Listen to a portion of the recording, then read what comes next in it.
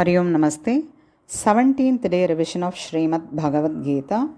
10th chapter, Vibhuti Yogaha, shlokas from 1 to 24.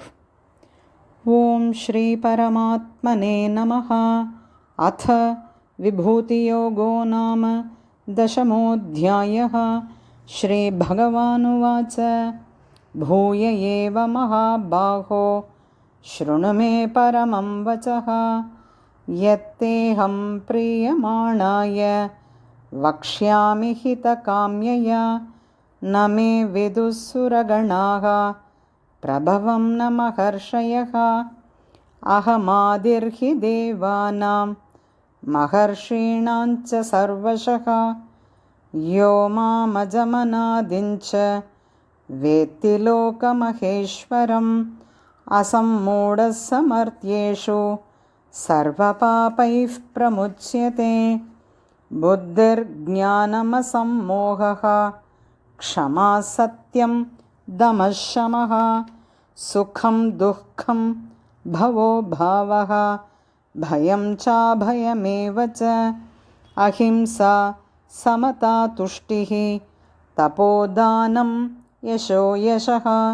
भवन्ति भावा भूतानां मत्त एव पृथक्विधाः महर्षयः सप्त पूर्वे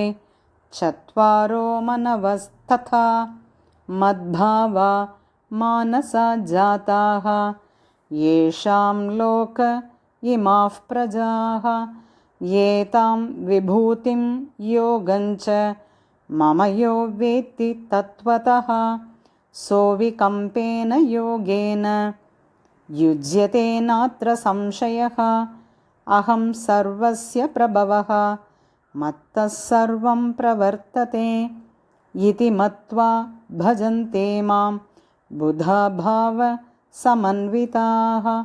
मच्चित्ता मद्गतः प्राणाः बोधयन्तः परस्परं कथयन्तश्च मां नित्यं तुष्यन्ति च रमन्ति च तेषां सततयुक्तानां भजतां प्रीतिपूर्वकं ददामि बुद्धियोगं तं येन मामुपयान्ति ते तेषामेवानुकम्पार्थम् अहमज्ञानजं तमः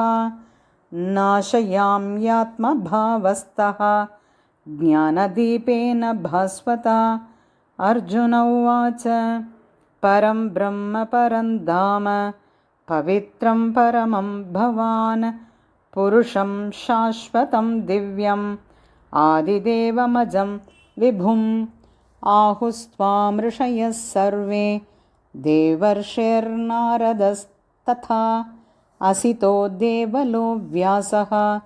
स्वयं चैव ब्रवीषि मे सर्वमेतद्धृतं मन्ये यन्मां वदसि केशव न हि ते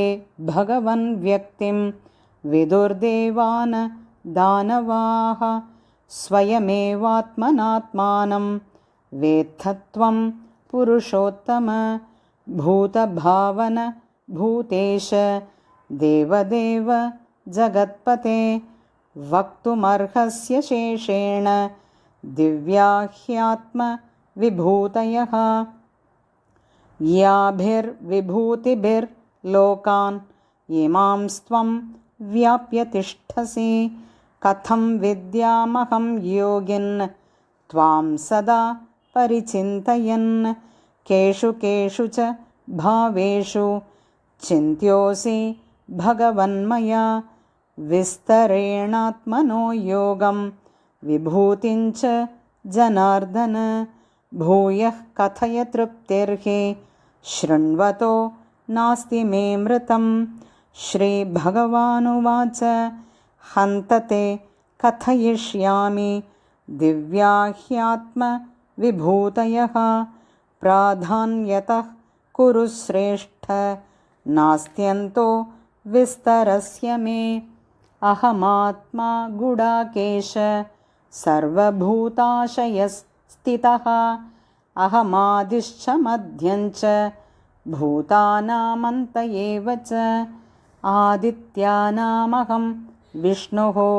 ज्योतिषां रविरंशुमान् मरीचिर्मरुतामस्मि नक्षत्राणामहं शशि वेदानां सामवेदोऽस्मि देवानामस्मि वासवः